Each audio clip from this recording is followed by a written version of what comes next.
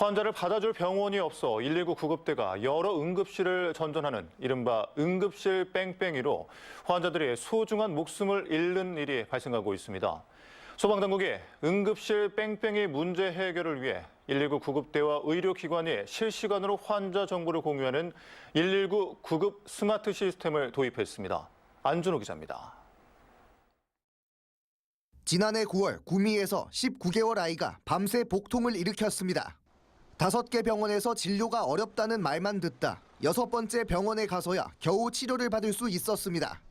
이른바 응급실 뺑뺑이를 겪은 겁니다.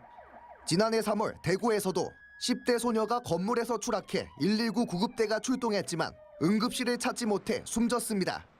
남는 병상이 없다, 진료할 의료진이 없다는 등의 이유로 병원들이 이송을 거절했고 결국 2시간 가까이 시간이 흘러 골든타임을 놓친 겁니다.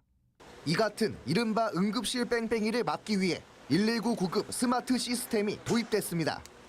119 구급대가 현장에서 사용하는 단말기에 환자 정보를 입력하면 각 의료기관에 동시에 전송됩니다. 119 구급 스마트 시스템은 2월 1일부터 전국적으로 도입됐습니다. 응급 환자 상태를 병원 응급실과 119 상황실이 실시간으로 공유함으로써 효과적인 응급의료 이송 서비스가 가능해졌습니다.